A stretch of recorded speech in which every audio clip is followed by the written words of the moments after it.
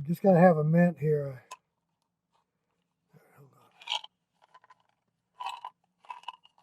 I don't know if I shot too much or not enough today.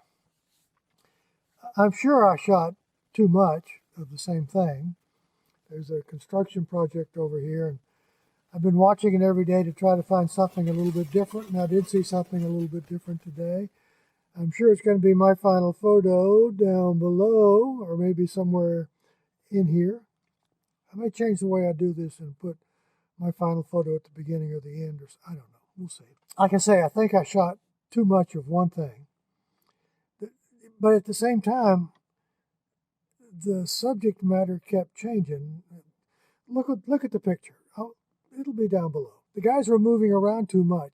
One moment there'd be a really nice configuration where all the steel workers were in a great place against the sky, and another minute they were all spread out, and then they changed, and then I got ready to leave and turned around and walk away. I shot a picture over towards the barn, and I looked back at the guys, and they were in a much better configuration.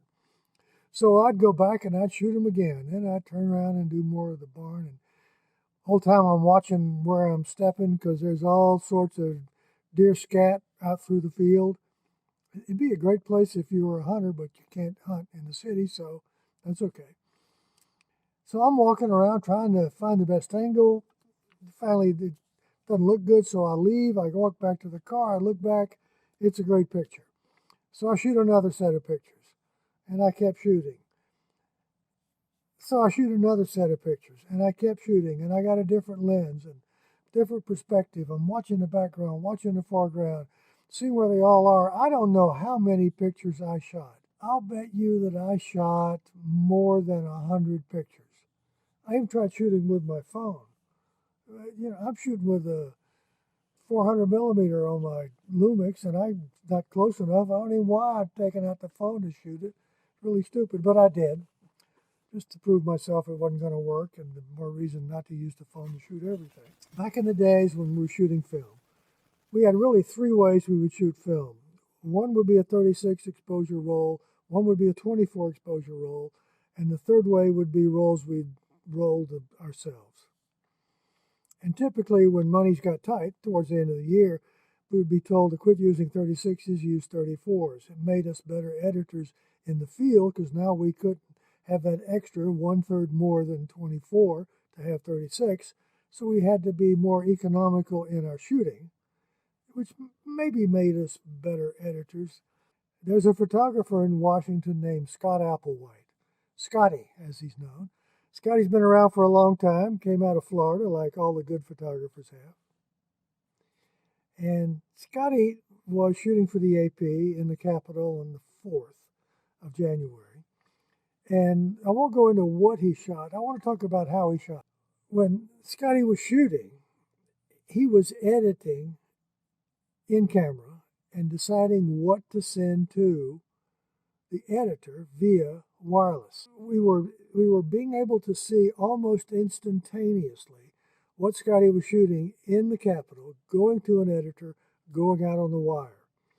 That's a huge departure from the days when I was hired to be an AP photographer, where one of the greatest skill sets you would have would be to take a small container, smallest you could get, put in a larger, a complete darkroom in it, chemistry, tanks, reels, enlarger, everything you would need to go anywhere to make a darkroom, process your film, make a print, put it on the transmitter, which was carried in a separate box, sometimes a big box, put it on a transmitter, and transmit it for 10 minutes before it would get to a control point that then could decide what to do with it.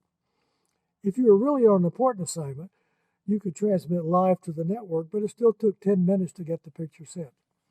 It's gone a long way from carrying a portable darkroom with you, so you can set up in a space, process, print, transmit, tear down, go to the next location. It's gone a long way from that to the photographer being able to stand in the field, stand in the Capitol, making photographs. As the photographer is pushing the button, that picture can go wirelessly to an editor who will finish up the caption, or the editor will finish up that caption, send it out to the network, and within minutes, literally minutes, maybe a minute, that picture is out to the world to see. Up to the satellite, back down, all digital. Quite a departure. So we've gone from 36 exposure rolls of film to almost an unlimited number of pictures you can shoot, depending upon how large a file you want to have on your cameras, with numerous sets of discs that you can carry in a small space, to being able to send hundreds of pictures from an event almost instantaneously. That's quite a change from the good old days of film, portable darkrooms, portable transmitters, telephone lines, 10-minute prints, 30 minutes for color, cyan, magenta, yellow. Big departure for that. I think it's interesting, and I'll come back to this. I want to do this at length at a better time. I'm convinced the 24 exposure roll was a pretty good idea because the economy of shooting, the less you shoot, the more you have to think about what every frame is going to be. And that's not necessarily good for everyone, but for someone who shoots a lot of pictures, that economy can work very well. I'm thinking about shooting these steel workers today and how I would have handled it if I'd been shooting a 36 exposure roll of film. I'm sure I would have shot less. I would have probably shot 2 rolls of 36. I would have had at least 72, maybe 2/3 of what I shot. Economy of shooting, where you think before you press the button. You find a place to stand, you think about your exposure, you watch the subject, see how they're moving, see how they're scattered around, see if there's a pattern the way they're going. Are they going to be over here where you want them to be in 2 minutes? Is it going to take 5 minutes for them to get over there? How's this going to work? It's really fun to do that when you're in the yourself. All right, let's do all that YouTube stuff. I want you to subscribe, comment, like, share, thumbs up, all that stuff. I'm going to go off and see if I can find more photographs. I only shot one thing today. Shot more than 100 pictures of it, but I shot one thing. I'll be back in a minute. I promise.